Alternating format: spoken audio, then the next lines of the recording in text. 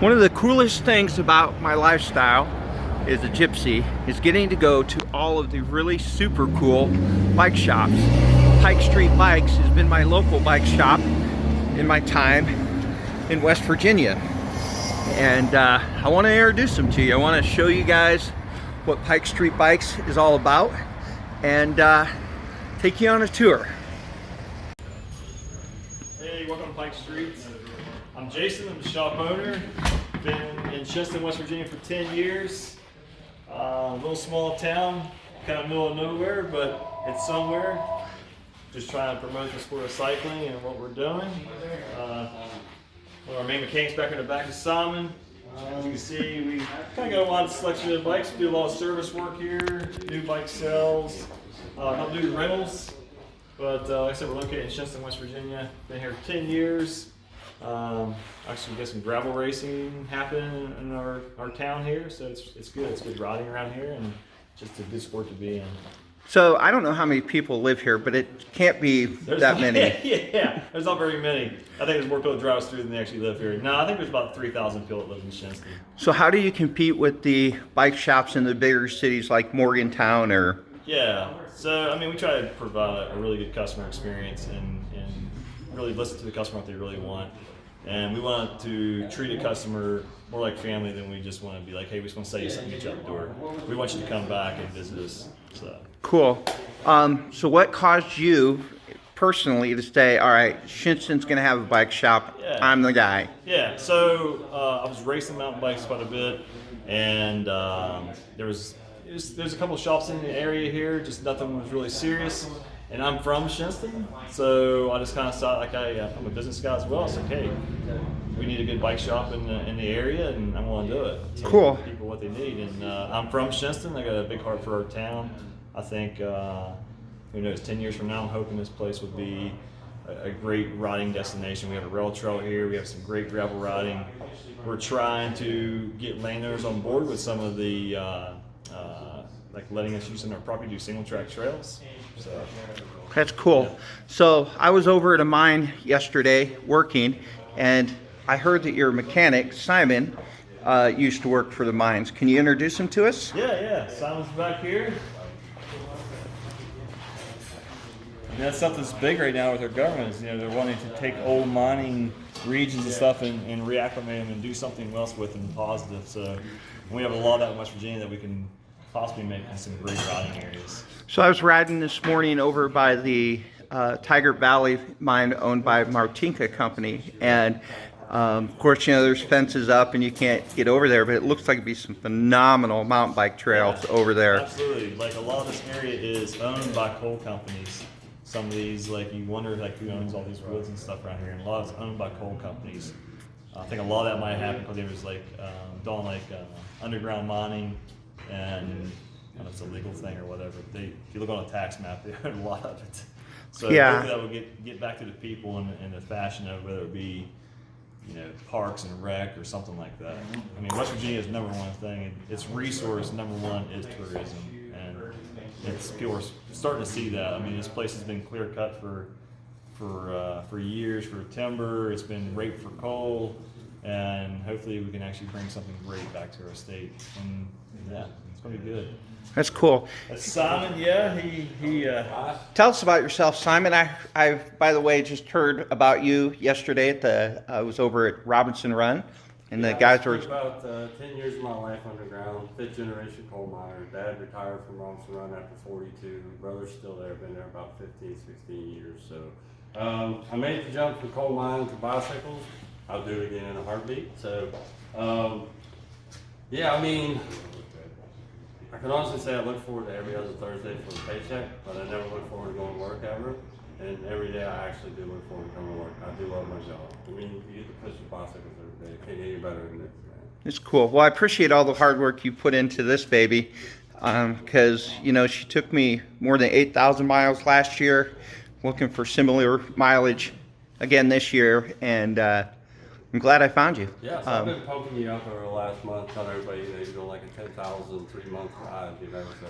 Yeah. Like, man, we got to keep up with this. I was like, you too, you'll be able to follow about all of it. Yeah, so I'll of course be posting on YouTube, Facebook, Instagram. I don't do a blog. I've tried that. It doesn't work for me. But people will also be able to follow real time on Track Leaders, my satellite spot. I'm really grateful. There's people like you, these local bicycle shops like this. They've got a couple of, shop rats hanging around. I'm just really grateful for these resources that you guys provide so that I can go wherever and, so. People like you that stretch the mind sometimes, we just get mind numbed of doing the same routine stuff, changing cables, changing tires, changing chains. So when you got someone that comes in, it's like, hey, I got 11 speed, road specific, I want to run 12 speed, mountain specific. We're like, no, it's impossible. We've been trying it for years. You're like, but this new company has a ratio. So you got to do the research, you got to dig in, you got to figure stuff out. But it's pretty cool. But ever since we've taken a picture of your bike and posted the upgrade that we did to it, we've probably gotten about 20 people hitting us up. Like, they're fascinated, they want to know more about it. So. Everybody asked me to talk to you a little bit about the new 12-speed system from Ratio. It's pretty simple. It's just a Paul system that changes it. 11-speed SRAM shifter into a 12-speed, which works with a mountain bike rear cassette, which is what she was really wanting. Nice wide range.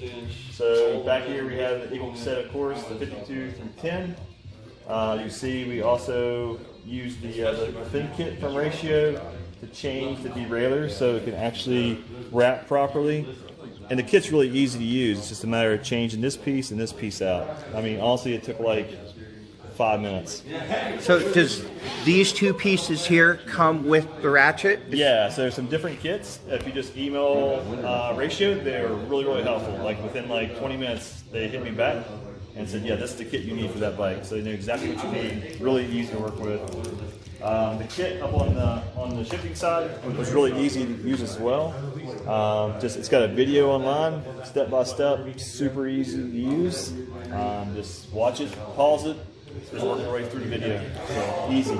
So this is not the forced derailleur that I had. What derailleur is this? And it's got an XO1 on the back, and it has a GX cassette on the back of it. And this derailleur, the XO1 derailleur, is needed. Why? So there's two. You can use a GX, but you have to drill out. So this one has this right here on the GX is riveted. This one has a pin, so it's easier to replace. Okay.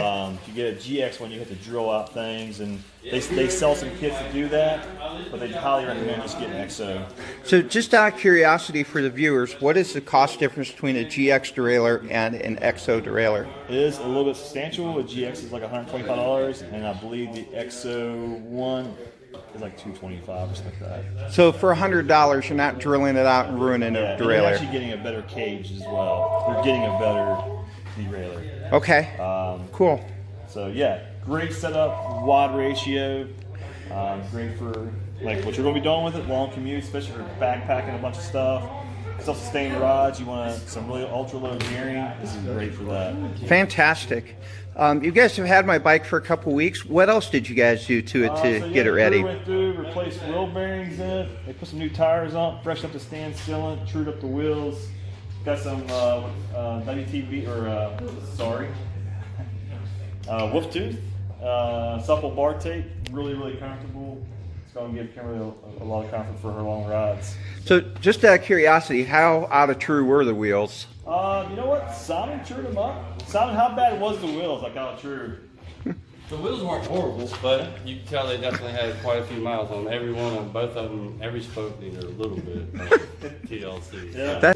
You guys are the third shop that I came into here in West Virginia to talk to about this. And the one shop was very dismissive of me. The other shop said, I'll message you. And I messaged them back, after visiting their shop twice, and basically they blew me off. So, when I came in and I said, listen, I'm interviewing for a good mechanic, I was, a little bit abrupt, but you guys jumped right on, and I'm really looking forward to testing this out tomorrow, and it should be a pretty tough climb. I think Rollsburg to Terra Alta should really, and I'm going to load it up bike packing style, so with everything I got, we're going to give it an honest to God test. And So definitely, you know, we're closed on Thursday, but I definitely hope you get a little bit of time on Friday to hit me back. Okay. You know what, Yeah. what the differences were. If you can feel the range difference, which we pedaled them around here and walked right up this hill back here. When you get into that 52,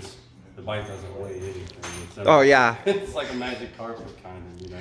You know, one thing I think a lot of people don't realize when they're bike packing is the amount of the weight in water and food. Yep. And I often talk about when I left Atlantic City, Wyoming to head towards Rawlins, there's a serious lack of water. And I had 10 liters of water, which is 22 pounds, which is significantly more than the bike weighs.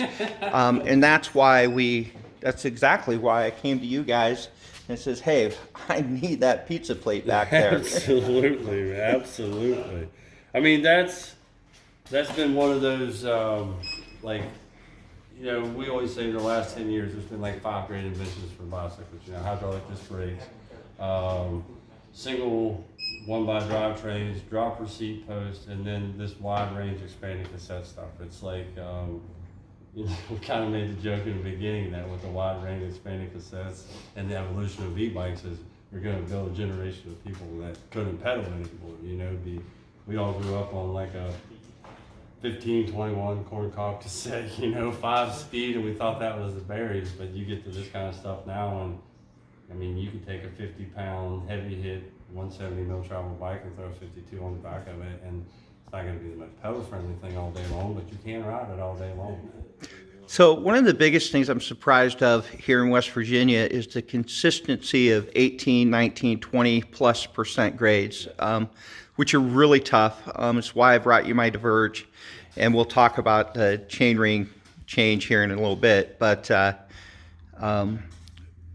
here in West Virginia, are you seeing solely 1-bys now, or is it still a mix of 2-by and 1-by?